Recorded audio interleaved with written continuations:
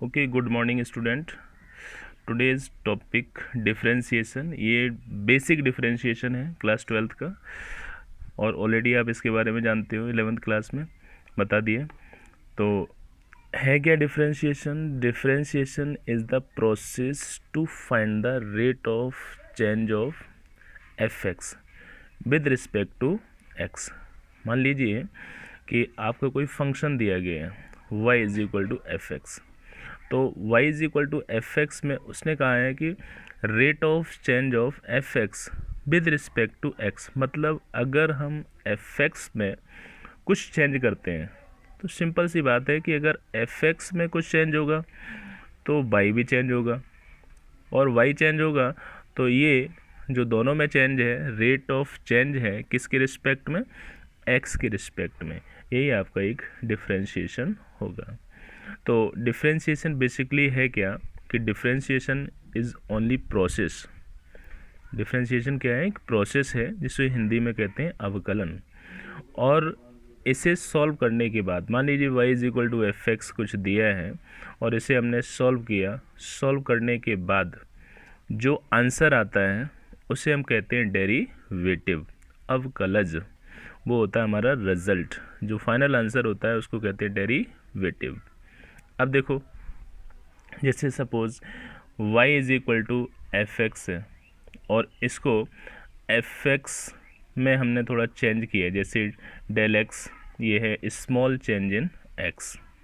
और अगर del x इसमें चेंज हुआ तो श्योर है कि y में भी कुछ चेंज होगा, तो इसको मैंने मान लिया डेल y। तो del y small change in y, y में स्मॉल चेंज होगा।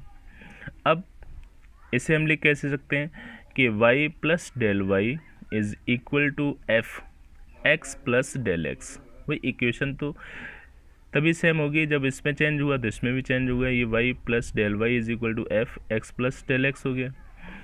इसे हम बोलेंगे change in y with respect to x। Change in y with respect to x। अब इसको जो लिखने का वे है, मान लीजिए ये आपका दिया है f x plus del x. अगर इसमें से हमने एफ एक्स को माइनस किया तो f x plus del x minus f x.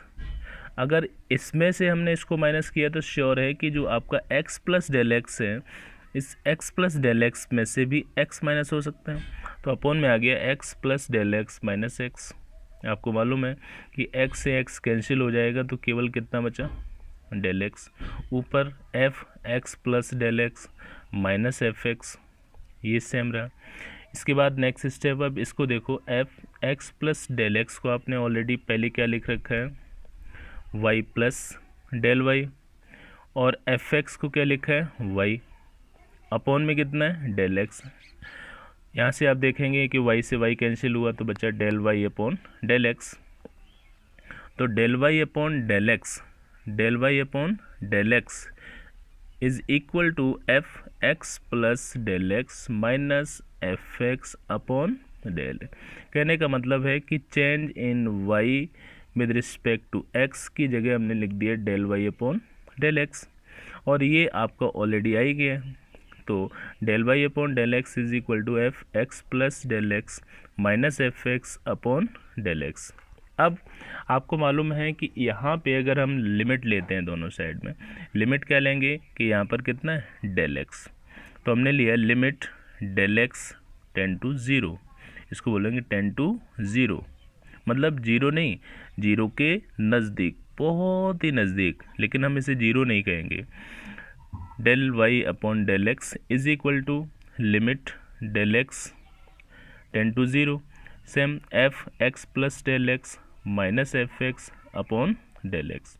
अब यहाँ देखो बेटा, इफ़ लिमिट एग्जिस्ट, हमने जो लिमिट ली है तो लिमिट अगर एग्जिस्ट करती है, अगर एग्जिस्ट नहीं करेगी तो हम इसकी नेक्स्ट कंडीशन को नहीं ले सकें।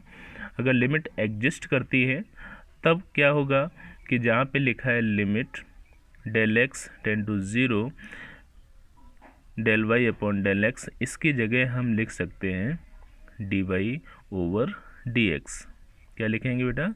D y over d x is equal to limit del x ten to zero. यहाँ पे आप देखेंगे कि f x plus del x minus f x upon del x. अब ये जो कंडीशन आई है इसे ध्यान से देखना है, ये सिर्फ आपका डेरिवेशन है, बेसिक है, इसे समझ लेंगे फिर आपको दिक्कत नहीं आएगी।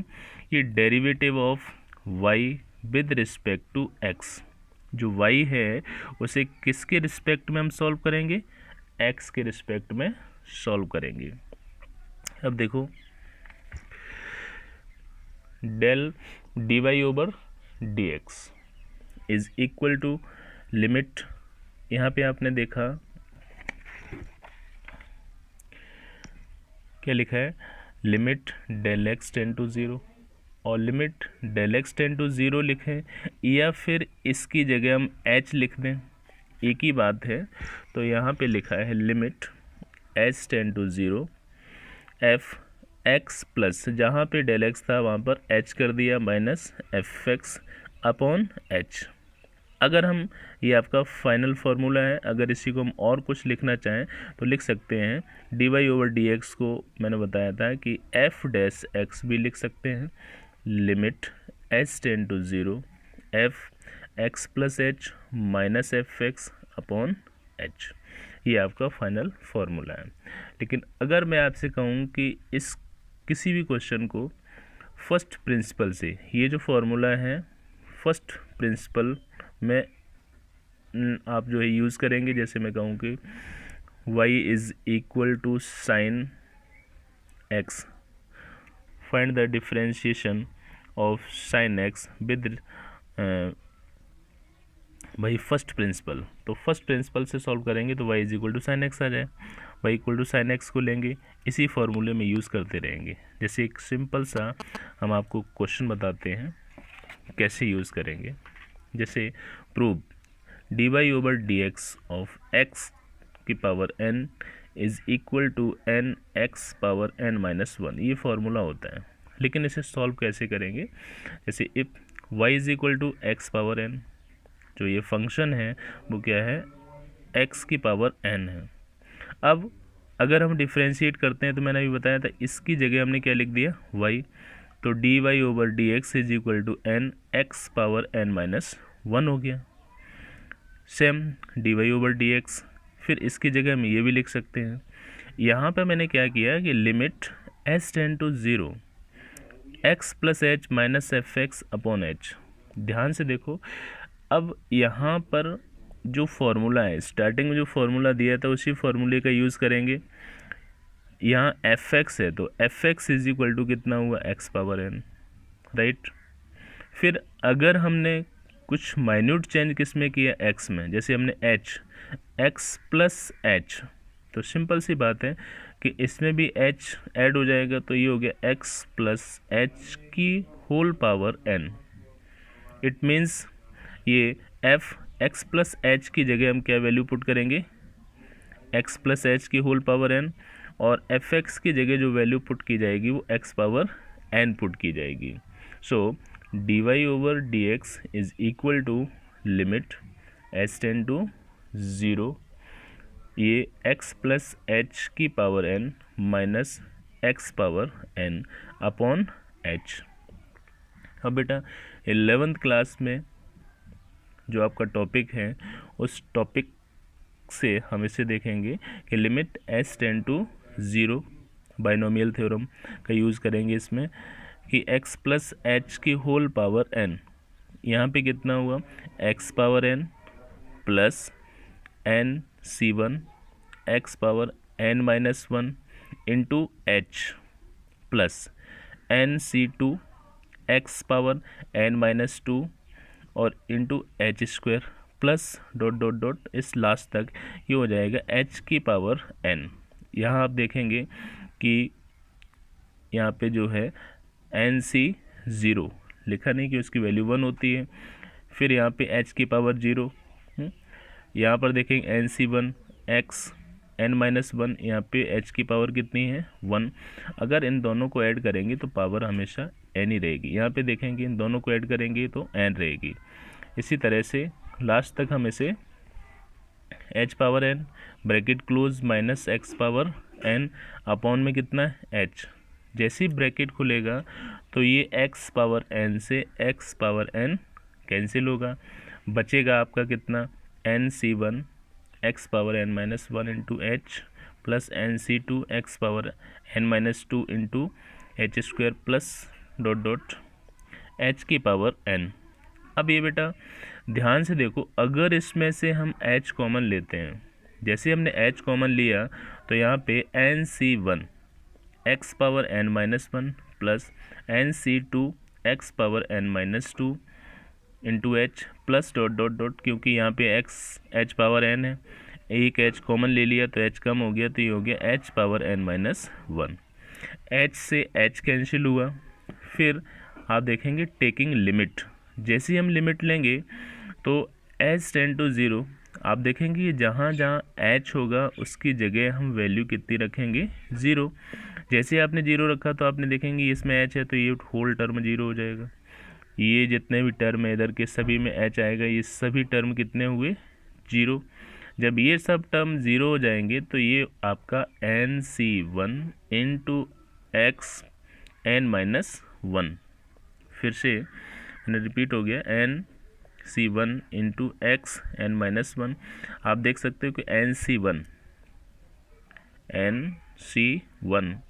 की जो वैल्यू है वो हमेशा 1 होती है, इसकी जो वैल्यू है वो n आएगी। अब ये n तो इसको लिख दिया n x की पावर n माइनस 1, ये dy over dx is equal to n x power n minus 1। This is your formula.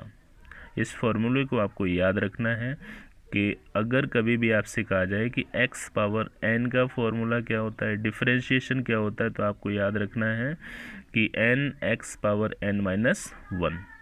Simple way है, इसे कैसे सॉल्व करेंगे आपको ध्यान रखना है कि जो पावर है, पावर को उठा के मैंने आगे रख दिया, ठीक है, और एक पावर को मैंने क्या किया, कम कर दिया, तो n x की power n minus 1। For example एक सिंपल सा क्वेश्चन ले लीजिए, जैसे मैं कहूँ कि डिफ्रेंशिएट x की पावर 5, तो dy over dx of x power 5, अगर इसको हम डिफ्रेंशिएट करते हैं, डायरेक्ट डिफ्रेंशिएट करेंगे तो ये बेटा देखो 5 को मैंने पहले रख दिया और 5 में से 1 कम किया तो ये हो गया 4, तो 5x पावर 4।